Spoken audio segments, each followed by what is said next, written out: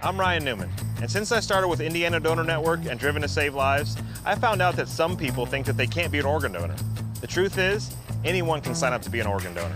Anyone? Anyone? Are you sure? Yeah, I'm sure. Anyone can sign up to be an organ donor. So don't count yourself out because somebody's counting on you. Go to driventosavelives.org and sign up today. But my heart's going to you, Ryan. Love that shirt.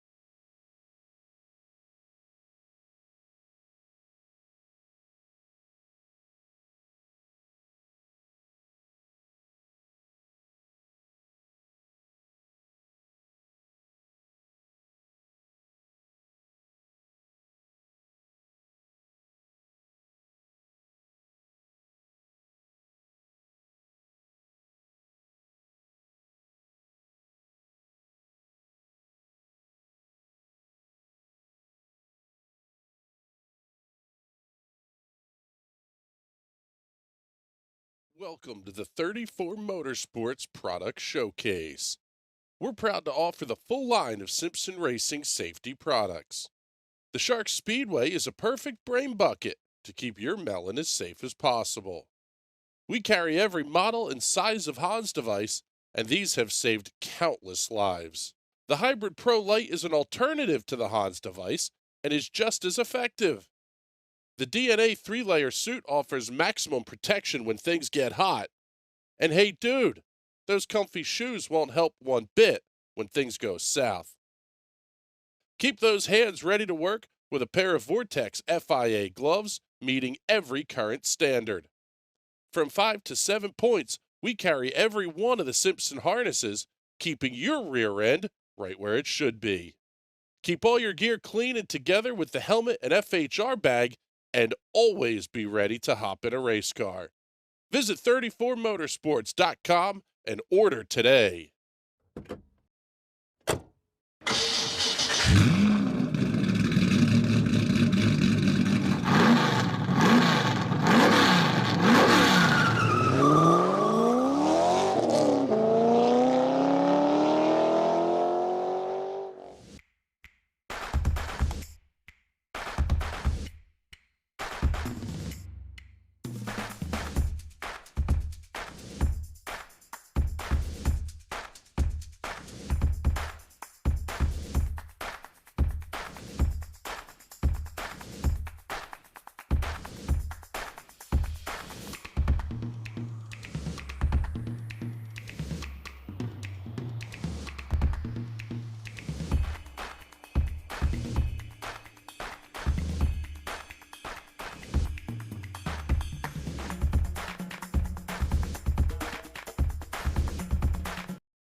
And good evening, everybody, and welcome back to Season 2 of the Highside Hustle right here on the National Racing Network. Yes, Chris Graham was dumb enough to let us two idiots back on the air for a second, but we are here. We're live. My name is Bert Wojcik. Alongside me, as always, is the one and only big, sexy Adam Rubright.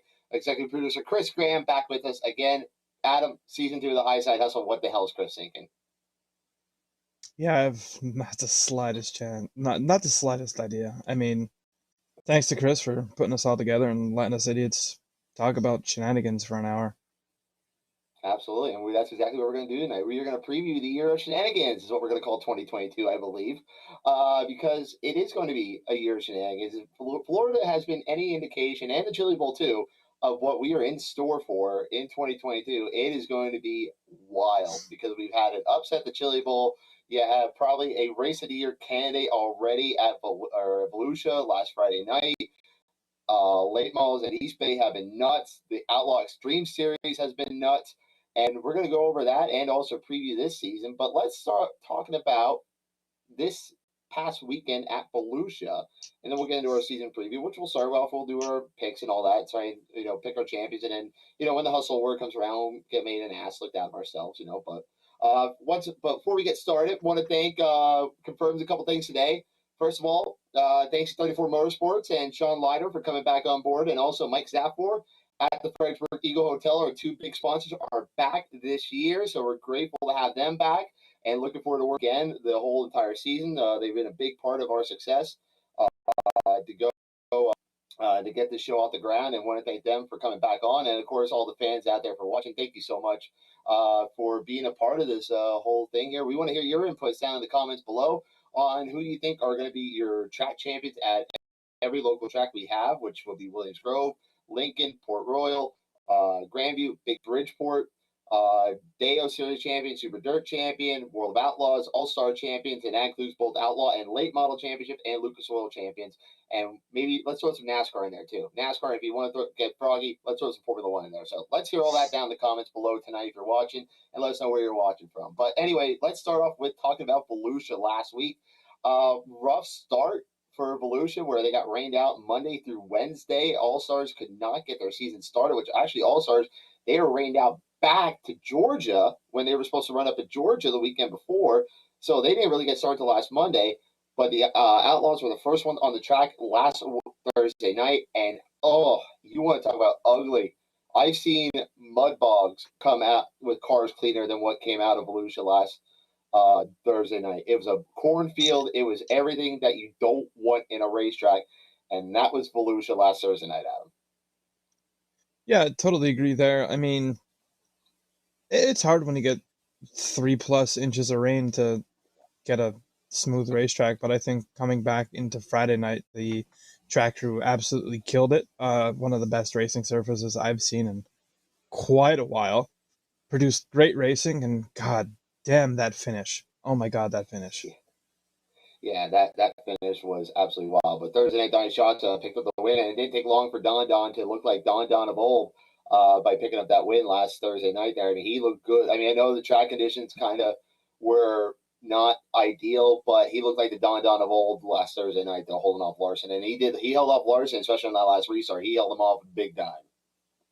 Oh, 100%. I mean, you could tell at the end of last season they were really starting to click with that Ford Performance number 15, and it only carried into the off season. You know, you can tell they put in a lot of hard work, a lot of hours in the shop to get that thing top notch. And first night out of the box and parks it in victory lane. You can't beat that at all. Same Absolutely. with CJ Leary in the Extreme Series. Same thing, dealing with gremlins last year, if you will, with the Ford motor, and first night out, victory lane. I mean, if that's any sign of anything to come this season with them Ford motors, look out. Yeah, and especially with hype there's been on the Toyotas this year too. Everyone's, they've been talking, Wright till obviously being the big one with the Toyota, and also in the Extreme Series, Bacon had a Toyota in there. I believe there's still Ryder motors in those cars. So there's a lot of hype around Toyotas this year too, but the Fords seem to be having a good car as of the first couple races here. But yes, Donnie looked good, and then we hit on it Friday night at Volusia. Wow. Just an unbelievable race between Brad Sweet, David Gravel, and Sheldon Hansfield, and just that finish, man, that was absolutely wild stuff. I mean, you go from having a track that was so bad on Thursday night that they probably should have canceled to having a surface that hasn't been probably seen at Volusia in a while. With the new surface, they got it. That shows the potential this new surface has at Volusia, and what this is going to do from what they had in the past. And now I know they had all sorts of problems with the Sunshine Nationals with the World of Outlaw Case Late Model Series. But they've really rectified all that problems they had on Friday night and gave you, again, probably a top 5 race that you're going to see at the end of the year. But Sheldon Hansfield, David Gravel, Brad Sweet, what a show they put on at the end of that. Yeah, definitely. Like you said, an early race of the year candidate right there. I would also tip of the cap to Deo for and Alltech for Thursday night's race. That was also fantastic. I mean, every race that got in with the Sunshine Swing, if you will, I thought was good. You know, I mean,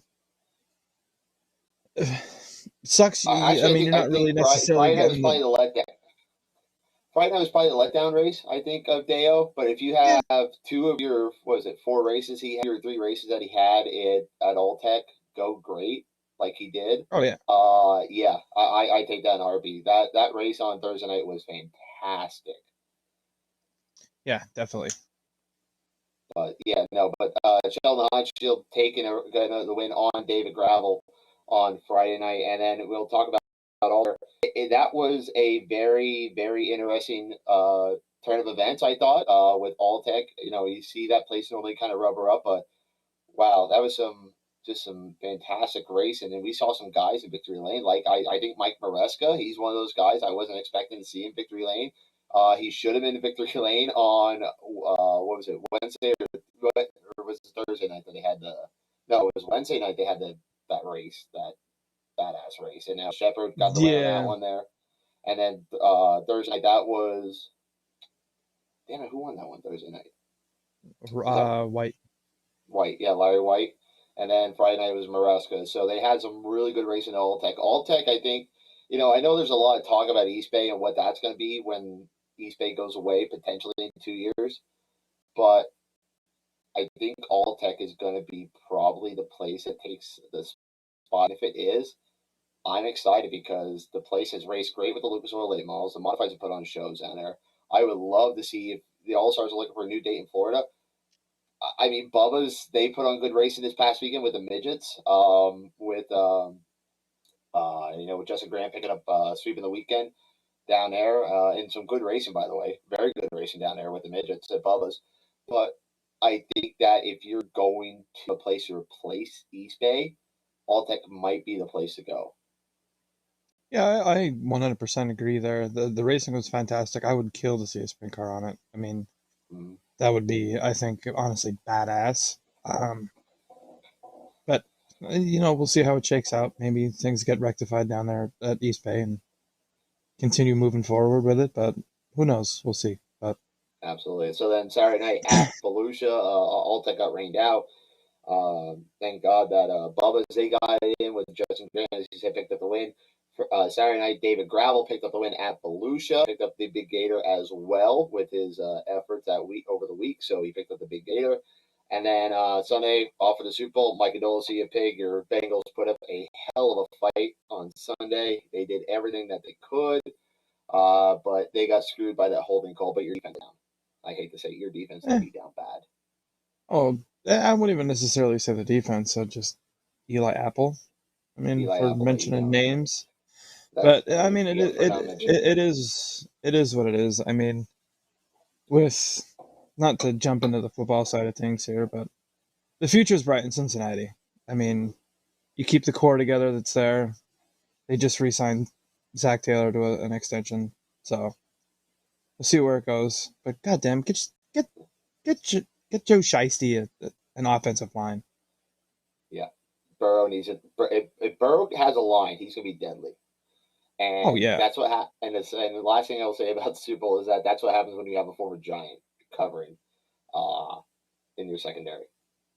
Just saying. But hey, anyway, the nice thing is, had Joe Burrow had time on 4th and 1, Jamar Chase was already past Jalen Ramsey by about 10 yards. So, and had Joe Burrow not have a Swiss cheese for an offensive line. And he probably could have got out of the pocket. He probably could have got that first down. And probably could have got you guys in field goal range from McPherson. But anyway, I see some comments down there saying Saturday was better. Josh, I don't know, bud. Saturday was good. It was I don't know. I thought Friday night. I think the racing overall Saturday night was pretty good, but Friday night that finish was better. Finish was a lot better. Mike, you agree? Friday night was awesome. And Josh also get out of here with Knoxville. I know what you're trying to do. Get out of here. Get out of that stuff. I love Knoxville though. Anyway, but yeah, so let's move on to Monday night where we finally got the All-Stars in action, and that was a heck of a race too, which we saw Sunshine Tyler starting off with his dominance again with the All-Stars, and I think we might be looking at back-to-back for Sunshine because he looked good good on Monday night. He looked good last night too. Yeah, I agree. And I mean, what better way to start off our first pick of the year? Yeah, I'm gonna go Sunshine All-Star champion. I mean, other than maybe Elias and who else is really touring with the All-Stars this year that's has a whole heck of a lot of experience. I mean, KTJ looked good. You could tell he's fighting balance issues with the car.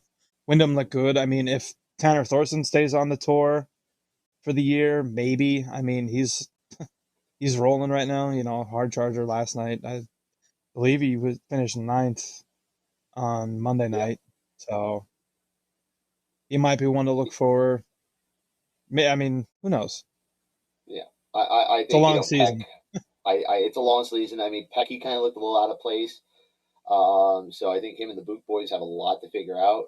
But you're right. I thought KTJ looked like a fish out of water last week at Volusia, but that was also a rough track as well. But then again, that's if you're from California, like I think Larson said best in his interview, is that that's going to be something that you are used to at California because they have them rough out there, like Petaluma, like Ocean and all, or Ventura.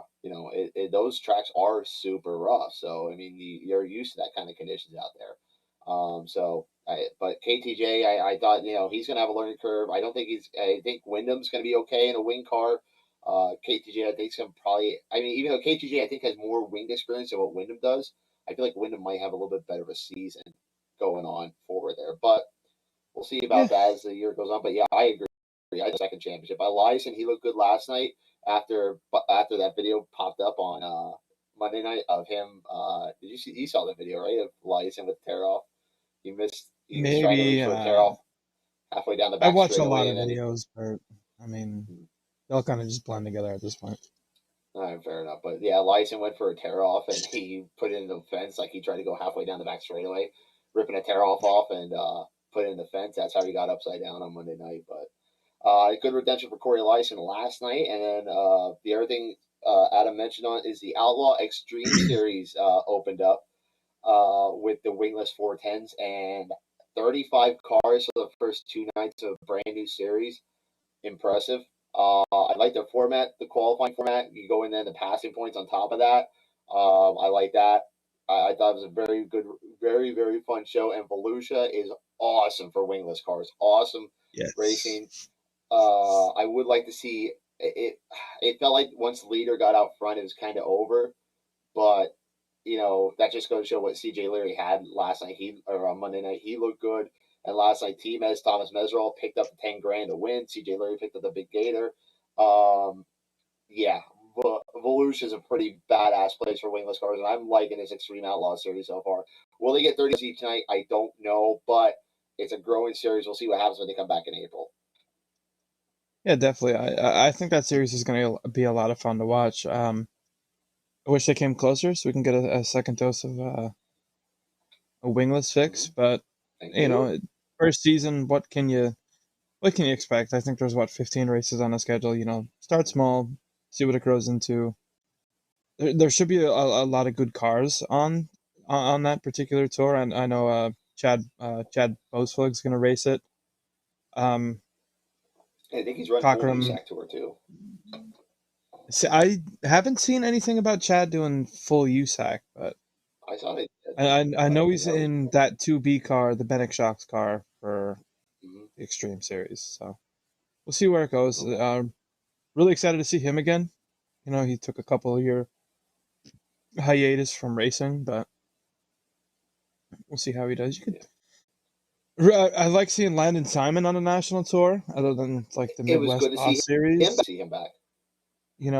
So good to see him back out touring, other than just out in the Midwest doing the Boss stuff. So Mm-hmm. that series should be a lot of fun to watch this year. And your boy Chase Stockton, he ran phenomenal the past 2 nights. I mean, he He had did. some I think he really finished hard third in chargers the Big Gator last night. I think he got third standings. last night too. He got third last night Yeah, as well. He got a podium last night. And he had to charge. I think he got hard charger as well.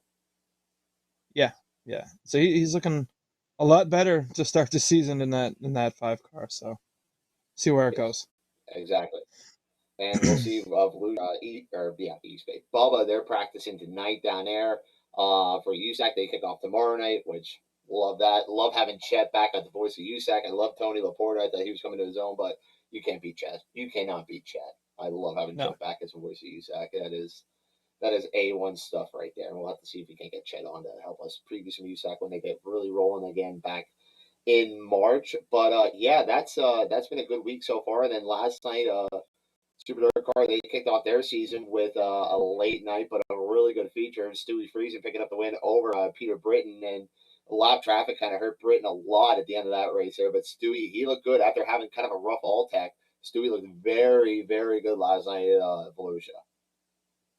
Yeah, honestly, I couldn't tell you a single thing that happened after about Yeah, 11 so o'clock last night because 4:30 comes early, so I was definitely not very staying true. up to watch that. But I'm sure at some point tonight I'll watch the highlights and see what I missed. Very true. On the late model side of things, we saw Ricky Thornton Jr. pick up the win on Monday night, and then last night it was oh damn it, who picked up the win last night? Let me look that up real quick. I did have it in front of me, I just forgot it. Okay, that was a late night too. I went to bed before the late model feature went off last night, and of course tonight the World Outlaw Case Late Model Series, which Case Construction picking up title sponsorship on the Outlaws just announced last week, and I thought it was kind of weird when they went down for the first Florida swing. I thought that they were still the Morton Building late models, but I guess they weren't. And yeah, they came out now that Case Construction last week is now a title sponsor for the late models, and now also a sponsor for both Super Dirt Car and the World of Outlaws. So it's growing. Case Construction is definitely not a brand I was expecting to see in racing, but Oh, you definitely not. know, there's a couple. It's a new brand, man. I'm glad to see him back in here. Yeah, I mean, exposure isn't gonna hurt you. I mean, what's the worst that's gonna happen? Some farmer that goes to a racetrack in the Midwest is gonna buy Case instead of John Deere. Mm-hmm. What they're gonna go red? They're gonna now you're gonna go red instead of green. What? Are you kidding me? Anyway, so we can't have that. Yeah. Oh, last night was Ryan Gustin. Ryan Gustin picked up a late model win last night. Okay, that's a new one. So I'm glad, good for Ryan Gustin on that. And lead in tonight, which we have two features tonight for the World Outlaw Case Late Model Series. At Volusia, they're making up their one from the Sunshine Swing for the Saturday night program, I believe the program.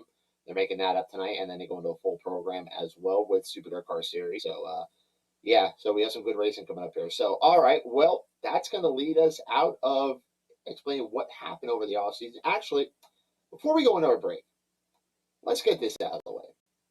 You know, by the way, Darren Thorson, Chili Bowl winner. That was awesome. Loved everything about the Chili Bowl. I know that was better TV, 8 Map TV, over. Yes, Ryan, we know you still drive the cars like they are a case bulldozer. I love you, buddy. Anyway, so let's talk about the Clash. And Chris, I want to bring you in on this. Was the Clash not freaking awesome? Was it everything that blew everyone's expectations out of the water? The Clash was freaking awesome.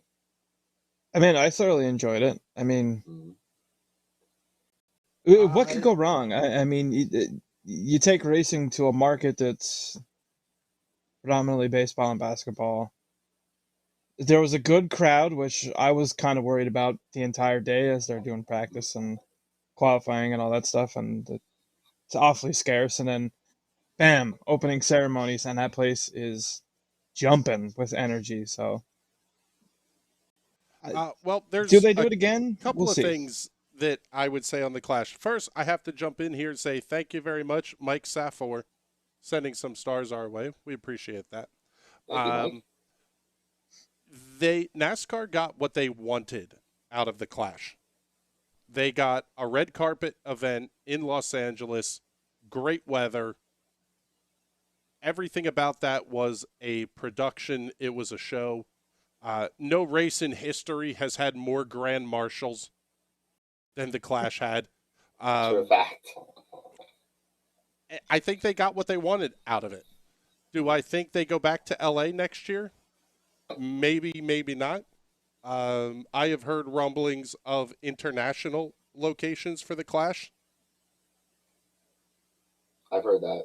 I've heard Maybe. about that. I think that depends on where the world's at next year too.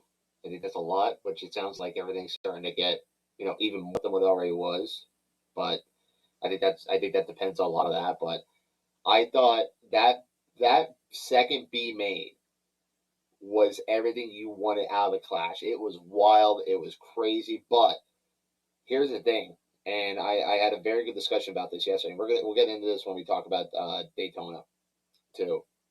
These cars are tough externally. Internally, what are they going to do internally? Because you had a lot of broken parts on Sunday afternoon before you even got to the clash, or right before you even got to the feature of the clash. There was a lot of broken parts there. Internally, are these cars going to be okay? Externally, I think you can actually beat on somebody's bumper now and actually not worry about damaging your own car.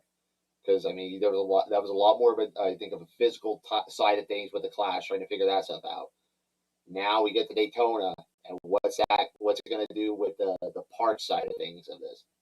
That's the one thing. But the clash, I thought everything it was great. I mean, the race towards the end, I thought if they didn't have that race yellow, and I would like to see what Justin Haley would have done if Kyle Larson didn't stick him in the wall. That would have been great to see Justin Haley. But Logano and Busch were on another level. I wish we had a little more lap traffic though.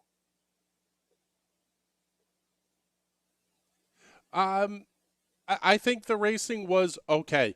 I understand why a lot of people said they didn't like it. It was definitely not a show for everyone. I mean, you were talking top speeds of 70 miles an hour, down to the 30s in the corners. We saw more of the bump and gouge kind of racing. People talked about it being a little bit like Bowman Gray. Yeah. Which we sort of saw that. People wanted the fist fight in the infield afterwards. The closest we got was Ryan Blaney throwing a Hans device. Which, screw Fox for not getting a single video of that. How do you miss that? I will say this. Those guys obviously wanted it. Mm-hmm. They are competitive. The one that concerns me is some of the issues that we saw at the Clash are going to reappear at Daytona. Drive lines that are not overly strong on and off a pit road could be a big problem. Yeah. The flip side of the coin is they shouldn't be making too much contact with things, because there were slow speed impacts that if the wheel touched the wall, it tore the whole front left corner of the car off. Yeah. And think about this too, Chris, is that, how much crash testing has there actually been with this car? I mean, obviously there had to be some, but the way Haley's car looked after he made that, he could be going more than 50, 60 miles. I mean, obviously into a concrete wall, but that tore the whole left side of that car up when he hit that wall. I mean, that scared me a little bit. Yeah, it was a show. Yeah. We will not learn anything about the NASCAR season until next week anyway. So. True. Yeah. I think that's a big thing, is that you've got to get it. Again, when you get to these 2 mile and mile and a half tracks, that's when you really start figuring out what you have. You're not going to learn anything on Sunday. You're not going to, you'll learn maybe a little bit. You'll learn a little bit tomorrow night, I think, in what you're going to expect on Sunday. But you're not going to learn anything about what this season's going to be like and what the race is going to be like until you get to Auto Club next week. That's where everything kind of starts picking up then. And what we're going to, so I think that Daytona's going to have the viewership, but I think if you're a true NASCAR fan and you want to see this new car in action, Auto Club's going to be the race to watch. And Auto Club has been a snooze fest the last couple of years. I think the biggest question mark for me with these cars, durability-wise, is honestly going to be Dirt or Bristol. Yeah. Or Martinsville, or somewhere funky. You're going to see these things absolutely implode. So we'll see what happens with it. I don't know. I think it's going to be an old Clash in CF until they get these things figured out. But until then, just enjoy it and see what happens. Yeah, let's see what happens. So, well, let's tell you what. Let's do this, Chris. We'll take our first commercial break. We'll come back.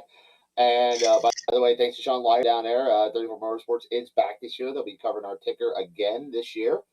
Thanks to Sean, everybody there. 34 Motorsports and Mike Zapfor for sending us stars. He's, of course, the owner of the Fredericksburg Eagle Hotel, which is fantastic food. wings are out of this world there. Go check out the Eagle. Yeah, so I'll tell you what, let's do this. We'll take a commercial break. We'll start previewing. We'll start off with a preview of the Daytona 500, and then we'll talk about the rest of the season, whatever we feel like doing. So welcome back to the Highside Hustle, folks, for Season 2. We'll be right back right after this, right here on National Racing Network.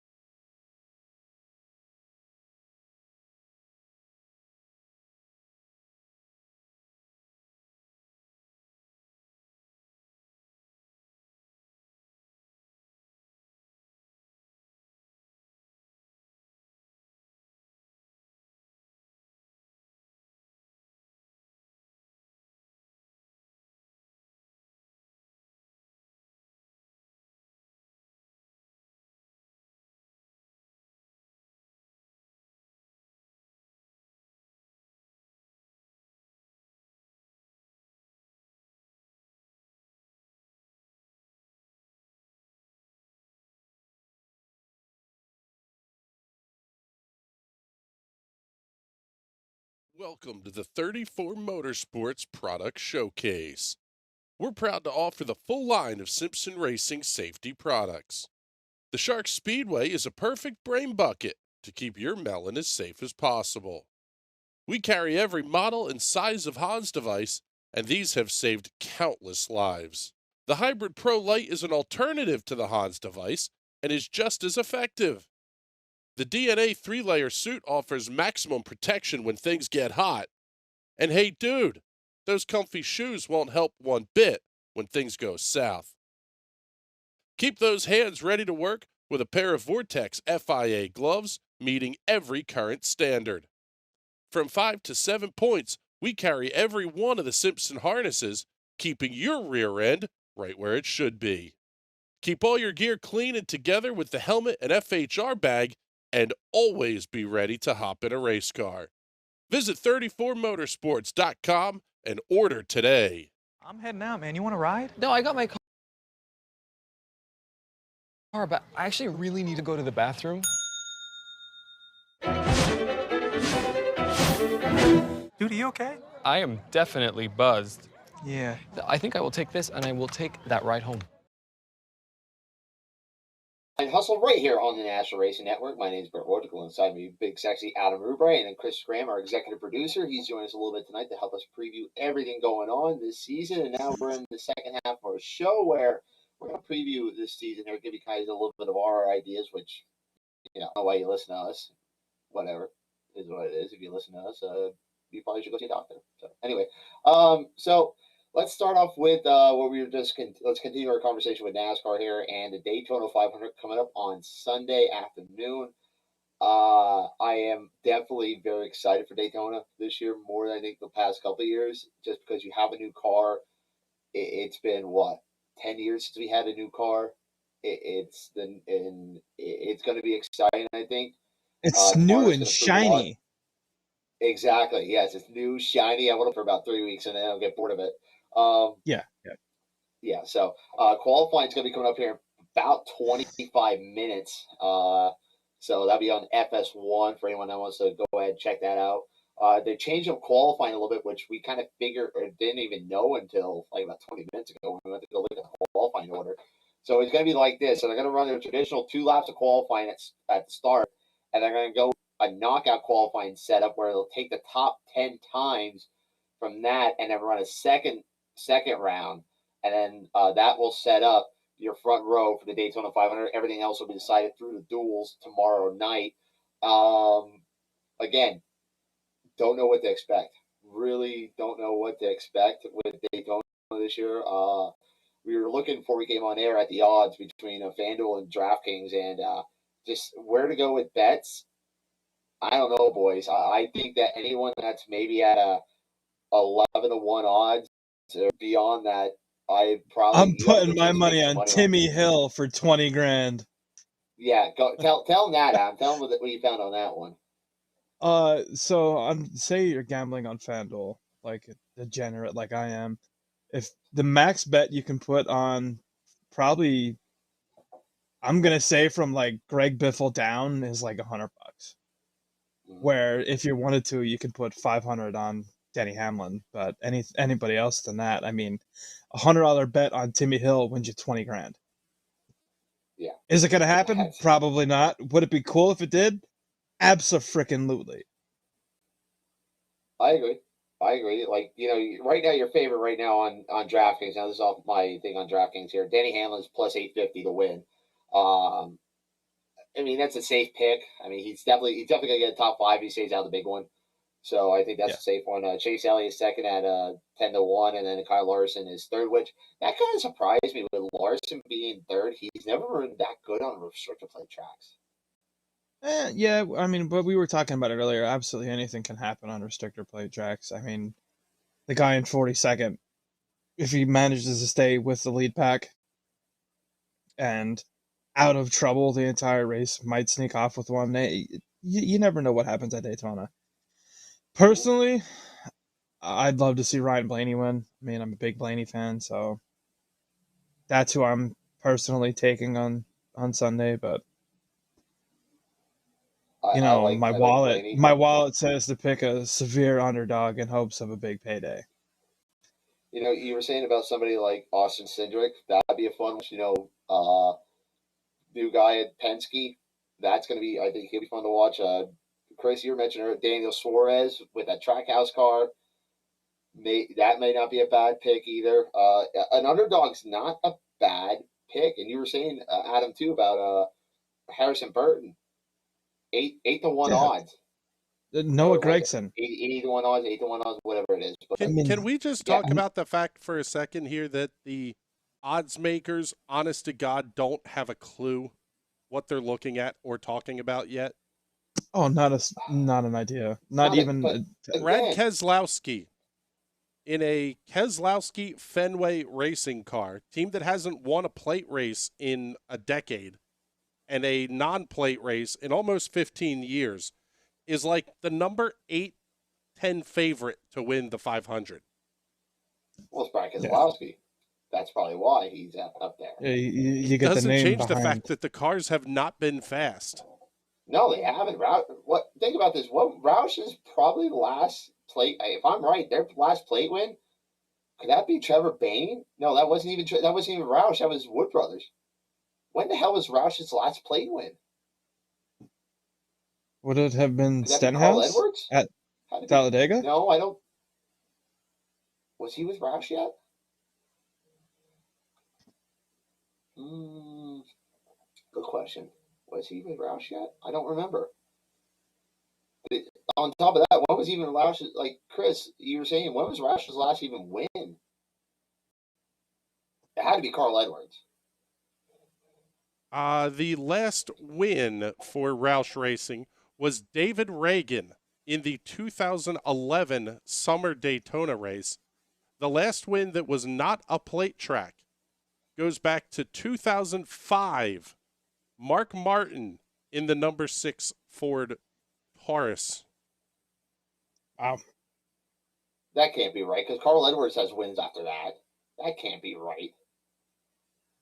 Because Carl Edwards had multiple wins in the 99 car. Oh, yeah. Hold on. I was just looking at the 6 car. Sorry. Okay, yeah. I was going to say the 6 car itself, yeah. Let me see. Greg Biffle won in 2012. Also 2013, both of those at Michigan. The 17 car, last win, that was Ricky Stenhouse when he won Talladega and Daytona in 2017. So you're talking about a team that hasn't had a win in 5 years. And they put Keselowski up to 6-1. Or what is it, 6-1, 8-1, you said? Yeah, he's one of the top 10 picks to win the race. He is at 17-1. And I tell you what, I know the Clash is something different, but he did not look good at the Clash. He did not look good at the Clash at all. No, he's come out and said it's going to take him years to get that team fixed. Absolutely. I agree. It's going to be rough. But, yeah, Daytona, I'm very interested to see what's going to happen. I'll go with my gut on this. I'm going to stick with Ford, but I'm going to go Harrison Burton. Upsets the world. Daytona 500 win. Yeah, it would be really neat to see Greg Biffle win one. I mean, that'd be pretty neat. Coming out of retirement. Harrison Burton going off at 85-1. I'll put my money on it. I'll go with it. It's Daytona. You can put your money literally on anybody, and it'll be, you might win. Literally, look at Michael McDowell last year. Yeah. Not many. I think Chris, you're one of the only people I know that put money on McDowell, and look at you. You gotta be what? How much did you walk away with that? It was a $5 bet, and I think it was, I don't want to, 1,500, something like that, 1,800. Yeah, it was a big win. But that's the point. When you bet Daytona and Talladega, you go with the guys that know the draft, which is why they have Keselowski rated as high as they do. The problem is the cars just aren't good enough in his case. At least I don't think they are. Well, again, you're at a new car. You're in a new circumstances here. So I think that kind of changes a little bit because nobody knows what this new car is going to do. So, well, we'll see. But as far as NASCAR overall, I kind of like Larson to go back to back. I like Larson to go back to back.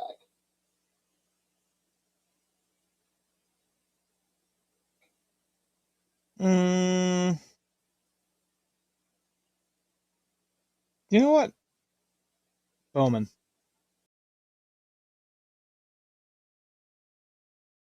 Same stable, just different driver. I'll go Bowman. I don't mind Bowman. I don't mind Bowman at all. But show your work. Show your work. Why Bowman? I don't know. I mean, we've seen it with Kyle last year. You can tell that he kind of opened up Hendrick into letting his racers race whenever they want to race, and it makes them better on a Sunday. And the first couple, now granted, we're only like a week and a half into at the Alex Bowman experiment with a 410 sprint car, but he's shown himself very well. So, I think you get him comfortable in something like that, and maybe, just maybe, it transfers itself over to the NASCAR side of things. I mean, not saying that he's already not comfortable in the Cup cars, but, when you step outside of your comfort zone, how much can you bring back into, say, maybe car control on a track that you're not maybe suited to? You know what I mean? Mm-hmm. Yeah. I don't know if you're catching where I'm going there. Absolutely. I got you. Not bad thing. Not bad at all. I like your thinking. That'd be 3 in a row for Hendrick then. Chris, any picks? I think it's really hard to bet against Kyle Larson, but as much as it pains me, I think this year you will see the champ come out of the Toyota stables. Okay. So force me into a name. I'm going to say Denny Hamlin, and he quits in victory lane. I could see Hamlin doing that. Hamlin getting the championship and then riding off in sunset. I could absolutely see that. I think that's a possibility. That's a very possibility. Definitely. Yeah. So, all right. Well, we'll see where we're at come November when we get to the hustle. We'll see if we're right on those. So, all right, let's switch on over to the dirt side of things here, which we'll start off with boys of the World of Outlaws Sprint Car Series, and also Sprint Car Series, and I think this year it's going to be a dogfight. We said at the start of last year, I know, and then Brad Sweet went out and shut everyone up with one of the more dominating non-dying shot seasons we've had in a while. So, with that being said, is it safe to go with Brad Sweet again, or is this going to be a year that David Gravel or Sheldon Hansfield gets their act together and can be consistent enough to win the championship, or is Don back to being Don? I mean, there's no doubt about it. Don's back to being Don, but I mean, we've said it before. We'll say it again. I really think it's going to be a dogfight throughout the year, with really anyone inside the top 6 I think is going to have a legitimate shot at it. Gravel looks good out of the box. Sheldon looks good out of the box. I mean, I think they mentioned it on Dirt Vision last night. It took Brad Sweet last year 60-some races to finish outside of the top 15. It happened night 2 of the season. Yeah. So, I mean, I'm not saying that's signs of things to come because, I mean, you can't control parts failures and stuff like that, but I don't know. I mean, as far as my pick, my heart says the Shoehart Boys just because of our ties to that, but realistically, they did not look good in Florida. I mean, Logan got a hard no, charger out of it, I think, but they did not look good in Florida. yeah, I mean, not the greatest of starts, but I mean, how many times has Florida judged how the rest of the season goes? Very true. And the outcome of the championship standings. I don't know. I'm gonna go with you know what? I'm gonna go Baby Hod. We'll go Sheldon. Wow. Okay. Okay. All right. I like that one. You know, it's gonna be hard. You know, Florida can show a little bit, but doesn't show everything, as Adam just said. But it's hard to pick against Sweet. It's very hard to pick against Sweet, especially what he's been. But Gravel came out fast out of the box. How do you pick against David Gravel right now? And my gut, my head, or my heart's saying Sweet's going to get 4 in a row, but your heart's always wrong. Go your gut. David Gravel picks up the World of Outlaws Sprint Car Series, not Sprint Car Series title this year. And it's going to come down, I think, to the last 5 races when they come swing through Pennsylvania and the Midwest and then go back to Charlotte. That's where it's going to come down. And I think whoever has the best Pennsylvania swings, I'm talking about the whole entire thing. When you come in for the first time for the Morgan Cup weekend, where you come in with Lincoln, Williams Grove, you come back in July, Port Royal, and then back to Williams Grove for 2. National Open, Port Royal for 2. So whoever gets the most wins out of those races is probably going to be your World Outlaw champion. Or whoever finishes the best, I should say. Yeah, I can definitely agree to that. Minus one thing, I think Brad Sweet could honestly, if Gravel's running good, right? Follow me on this one. I know we're running somewhat short on time. Follow me here, quick. If Gravel's running good, say 50 points going into National Open weekend, right? Brad Sweet loses that championship at Williams Grove. Brad Sweet's never really been good at the Grove, and David Gravel's owned that place. Yeah, that's what I'm saying. If it's close going into the National Open, realistically, whoever's in the lead, like say it's Brad Sweet, could realistically lose that championship just by that race weekend. Very true. Very true. Chris, anyone in your mind? It's that whole head and heart thing. My gut tells me Donnie Schatz wins another championship. The head says Brad Sweet. Just, he's been too good. I don't know. Donnie Schatz wins a championship, and you two are absolutely high if you think Pennsylvania is going to have that large of an impact on the World of Outlaws champion. You're talking what? Chris, 10 dates? Where else do you go 9 times out of the year?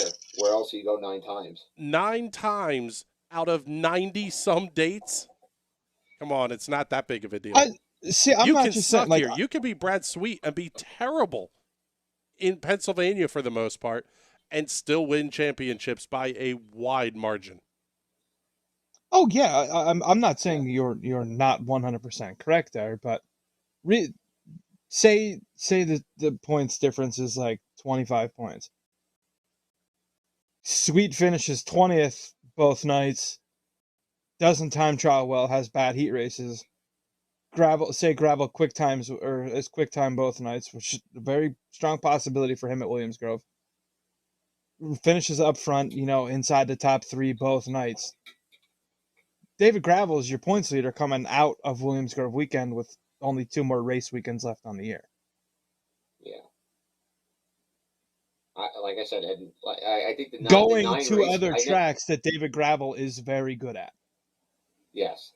Port Royal, and of course he's been very good at Lincoln too. Very good. So I mean, the 9 race. I mean, think about it here. Was it Brad had 13 wins last year or whatever it was? On top of my head, 13, 14 wins last year, and that's Pennsylvania plus some in there. So I think the 9 races that PA has, they're big. They are big in here because again, as I said before, Williams Grove is the most visited track on the World of Outlaws schedule. Because they go there, 6 times. Technically, they have 6 races there. It's the most visited track on their schedule. So that's why I think Pennsylvania has such a big impact, but also on the homer. Anyway, that's my thing on that. But I think all right. So I like Gravel. What would you say, Sheldon, and then Shots. All right, we'll go with that then. So All-Star side of things, I think can we all be on agreement? Sunshine probably. I think Sunshine looked the best out of Florida. Yeah, and Eliason comes home in a close second. Chris? I'm actually going to say Eliason wins it because I think you're going to see Sunshine do other stuff. I think just something tells me he's going to have something that comes up, that he's not running a handful of all-star races. We'll see. We'll see. I mean, as far as I know, he's committed for the full All-Star swing again. So, but if something comes up, but how many times has Danny Dietrich said he was going to commit to the All-Stars, ran 3 races, and then came home? You can say one thing, but do the other. I mean, because I like Danny. He's personally my favorite driver in Pennsylvania. So, it is what it is. I mean, very true. So, all right. Well, let's switch it over to Pennsylvania side of things, which we are less than 10 days away from the season starting off at the Lincoln Icebreaker. It is almost here, folks. Lincoln is almost here. And my gut feeling is we will see racing next Saturday. It's going to be cold as shit, I think. Right now I saw it was 30 is the high. So you may get 20 cars there, if that, but we will see racing next Saturday. And if we're going to go with starting off with the Lincoln Track Champion, I think Freddie Rammer goes out there and narrow one again. But I think Alan Crimes is a close second again. Yeah, I can agree to that. Unless DJ runs their full season, which I don't think Danny's going to do. I think Danny's going to travel a good bit. Yeah, I think Danny's doing more of a true outlaw type of deal. Floating a lot. But the outbreak team breakout team going to be down there? Going to be Matt Campbell and that Rutherford number 19. Ron Rutherford and his team, I think they're really going to shock some people this year. Campbell's got talent, just wasn't right there with the Premier car. And Dominic Sells, he's going to be in that Premier car at certain races, but I think Matt Campbell's sound's really going to show. I think it's going to be another young gun going to pop his head up here in Lincoln. Not saying he wins the championship, but. Oh yeah, I mean, I can definitely agree to that. All right, so then Williams Grove will go over there for Friday nights, and Freddie Rammer I believe Freddie was a champion there Lance Solis was. I'm sorry, Lance Solis was. If Lance runs a full season there, I think Lance wins. It's hard to bet against him. Hard to bet against him, but if he doesn't, I'm gonna say Danny gets his stuff together and gets another Grove Track champion. Yeah, or Freddie. It's gonna be Danny or Freddie or Lance. I can see Lucas Wolf sneaking in. Okay. That 5 car, they run very well with the 5 car there. Yeah. Mackery's starting to get better at the Grove, too. Yeah. But that takes me up to my next point here. So, Port Royal, Anthony Mackery upsets Logan for the track championship. No. Logan, don't get me wrong, Mackery's going to win a lot of races at Port Royal this year, but he's also going to lose a lot of races with him banging the boards the way he does. But whereas Logan figured out that perfect spot where he can rip the lip, and not get him into trouble. True. Anthony But hasn't quite found that yet. Anthony's just stomp and steer, let's full send it, and Logan kind of has the finesse around the top. so this is where I think I'm going to have to say you're wrong on this one here, okay? Because Macri showed a lot of composure himself down in Florida this year. A lot of composure. Yeah, I think it's the beard. Those were times like a couple years ago where he would not run and keep the way he was running down in Florida. I mean, look at what he did last night. It was the last night of Monday night in the heat race against Kerry Madsen, and he passed him on the outside for the win. That was awesome in the heat race. I thought years he just got so frustrated and drove over his head. I don't see that happening this year. This is the new Anthony Macri. It feels like. I think Anthony Macri goes out. He upsets Logan Wagner for the track championship, and if neither of those win it, Dylan Sizzy could be a one to reckon with up there too. I think Sizzy, if they can get a couple wins together and get some luck on their side, Sizzy's always been good at Port Royal. But I think that it's going to be either Macri or Wagner. But my gut again is saying Anthony Macri upsets Logan Wagner. And I hate to do that because I love Logan, I love him to death, but I love Anthony too, and they're both great drivers. But I feel like Anthony Macri upsets Logan Wagner this year at Port Royal. I mean, there's a 50-50 chance you're right, 50-50 chance you're wrong. I mean, Anthony has definitely improved greatly as a driver. He does look a little more composed, but I don't know. I mean, you see how it goes. I think I still think Logan's gonna be tough to beat. I mean, they don't win a whole heck of a lot out there, but they're consistent. And consistency wins championships. Maybe sure. So let's move on to the modified side of things. Because we got about 15 minutes left here, so we'll wrap up the modifieds very quickly here. We'll touch on some late model stuff too. Actually, I'll hit on late models. Got no modified conversation here to go along. Late models, I think, on the World of Outlaws side of things, Brandon Shepard wins his 5th championship with Josh Richards with a very close second. Lucas Oil side, I think Tim McCready wins another one. And and then USAC, Brady Bacon probably is going to walk with that championship. Chase Stockton, though, I think is a very good contender for the USAC championships. Or Justin Grant. I think Grant's going to be up there too. But I think Bacon probably wins the USAC championship.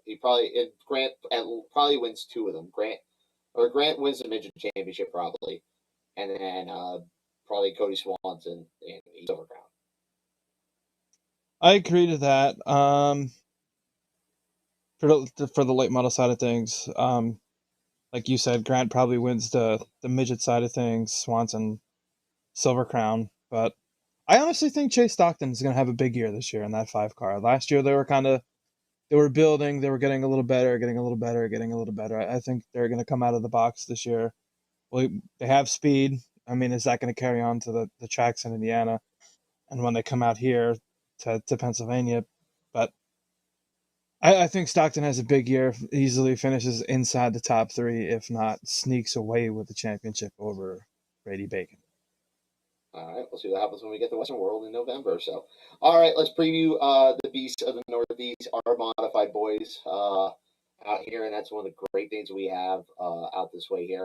By the way, locally, late model side of things, before we get off that topic there, I like to see, I think it's going to be a good year I feel like Jeff Ryan's going to have a good year, especially after losing his car owner. Condolences to everyone there with that. Yes. Look at Yoders. Yoders are going to be good. Dylan Yoder, Andrew Yoder, he's going to probably be really good on the side of things here, on the super late model side of things.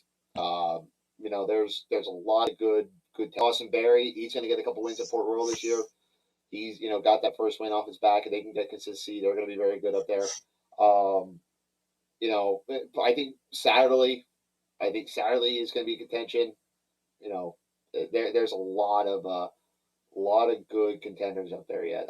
Kyle Lee, I think he's going to be one to fight for the Port Royal Track Championship side of things. So, in the late model, so got to show some love for local late model boys as well. All right, modified time.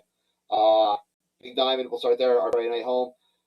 Dwayne Howard got knocked off at the end of last year by Timmy Buckwalter to win the Big Diamond Track Championship.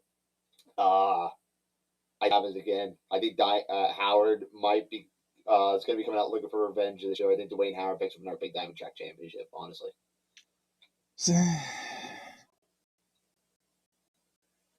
Yeah, maybe. I don't know.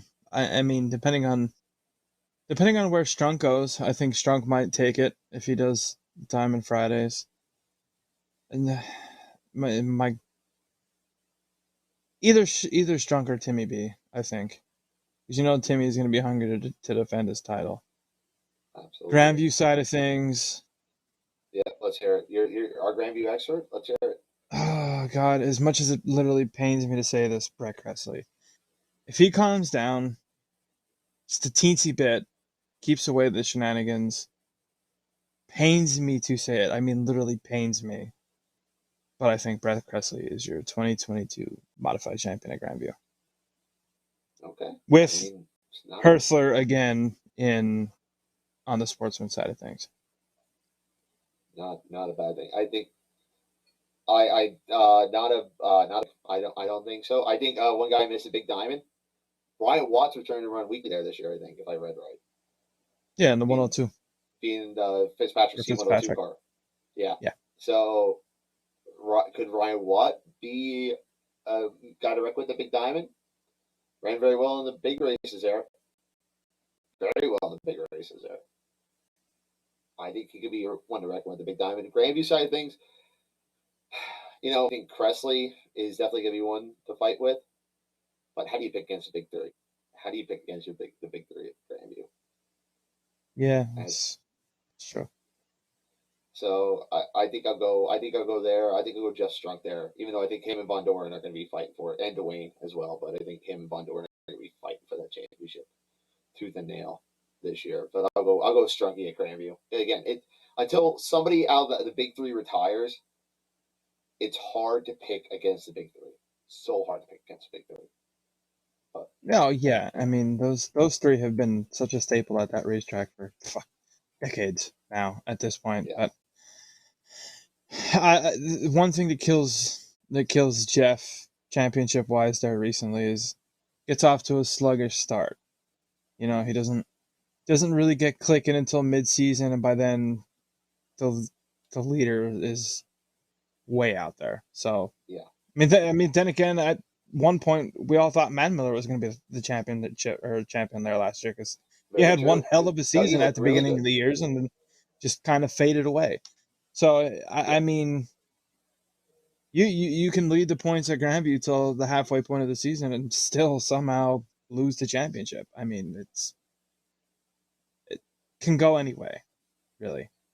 I'd like to see Strunk come out of the box. I mean, you figure you're going to be in the second season here with Zuby, so, well, technically the third or fourth season, but second straight season here with that car. So I don't know. I think they get off on the right foot.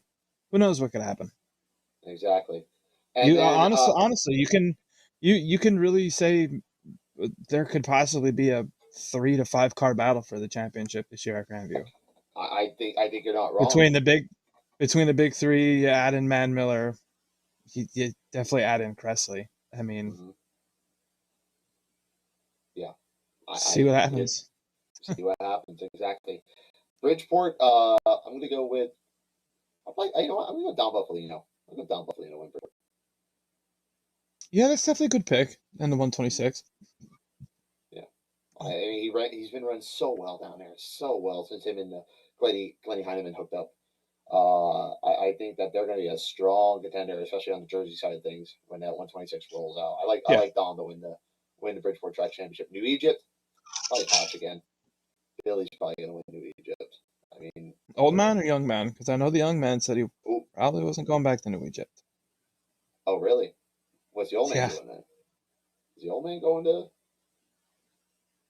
Who knows? I know I might be looking a little too far into it, but I'm fairly certain the 96 car that Pouch Jr.'s in at New Egypt doesn't plan on going back to New Egypt. So where would they go then? Bridgeport? Bridgeport or Grandview? Both Pouches at Bridgeport. So then who the hell are you picking New Egypt then? Grasso, Danny Bauk. Yeah, Danny Bob. Davy Salmons. You know, boys, this sounds like a good chance to have our modified guy on next week. It really do it. does. I think let's get a hold of Ken and let's talk some modifieds next week. I like that Our idea. yearly modified preview with Kenny Bruce. I like that because we got to figure out who's going to win Super Dirt Track Championship or Super Dirt Series, and who's going to win Short Track Super Series. So I think. Ooh, upset. Do you think he knocks off?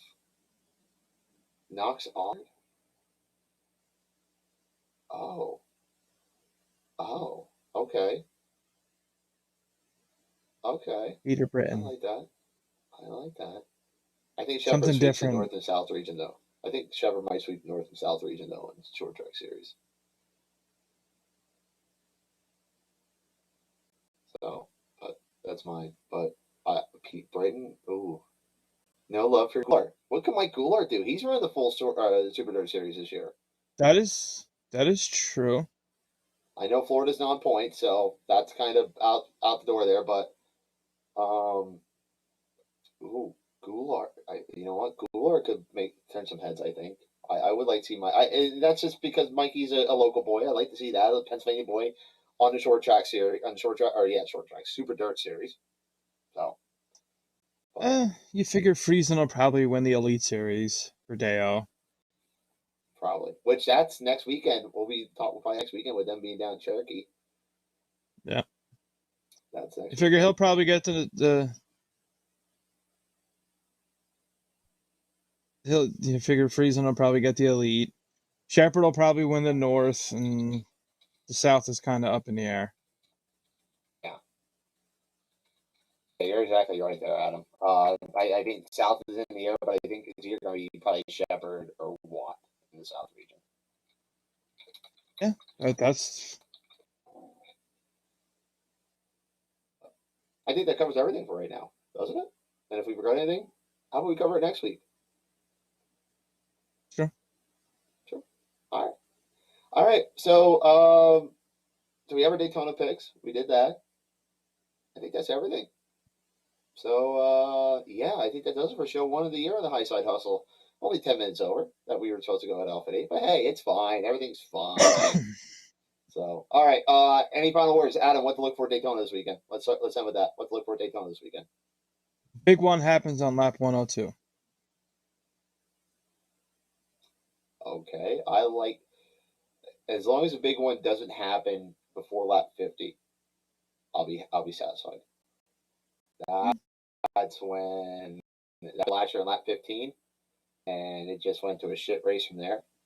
Anytime after lap 50, I'll be the big one after that. I just hope we don't have the big one early on in the race, and then you have a literal shit show for the rest of it.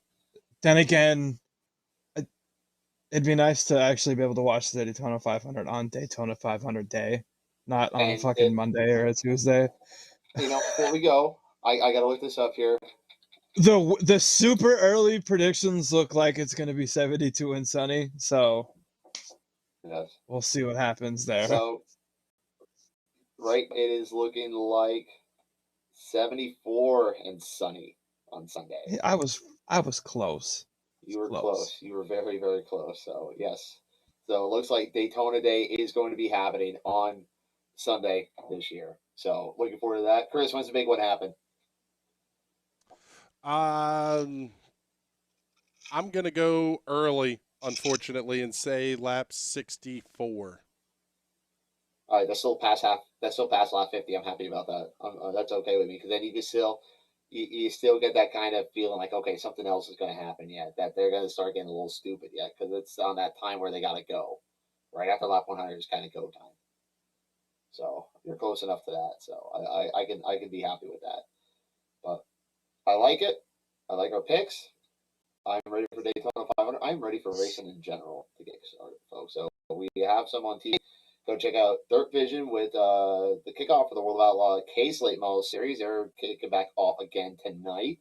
Also, you have Super Dirt Car Series on tonight. Flo has, I believe, practice for USAC. And you know what I've been watching a lot of? New Smyrna. I've been watching a lot of New Smyrna recently. That's been some fun racing.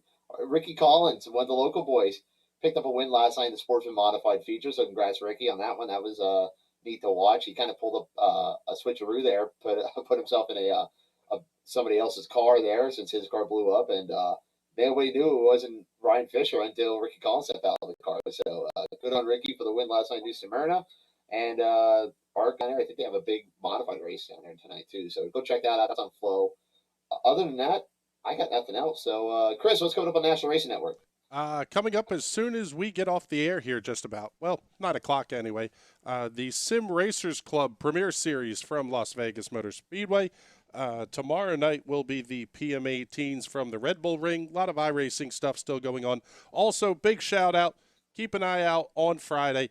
Andy Jankowiak running the number 73, I forget his sponsors, in the ARCA Menard Series opener at Daytona. Oh, Andy J's running that. Yes, nice. I think maybe trying a full season campaign on the ARCA Tour. No shit. Good for Andy J. Good for Andy J. Yeah. Good on him. So that'll be fun. By the way, before we get off the air, that's one of the things we're talking about. That since Jankowiak just kind of rattled my brain here. Ryan Flores got DQ'd from Atlantic City. Okay. That was kind of weird. But Timmy Buckholder finally got a win, not in the right way, not in the way I think he wanted it, but is what it is. We'll probably touch on that a little bit more next week on the Highside Hustle. So that's going to do it for show number 1 of 2022. Thanks to everyone that's watched tonight. Of course, we couldn't do this without all you fans there and all everyone that supported us, including 34 Motorsports and the Fredericksburg Eagle Hotel. Alan Grace with his awesome flag behind me from Hot Shoe Racewear. Go check them out. Both of them will be at Motorama this weekend. I'll be down there probably on Saturday at some point at Motorama. Go and check that out. We'll see what happens down there, see what we get into. And then Sunday, Daytona Day. Go enjoy Daytona 500, and we'll catch back up with you right here next Wednesday or Thursday night for the Highside Hustle. We'll figure that out. We'll let you know what day we're going to be on next week then. So anyway, ladies and gentlemen, that's Big Sexy out of Rubright. For our executive producer, Chris Graham, my name's Bert Wojcik. Keep on hustling, folks. We'll see you guys next week on the Highside Hustle.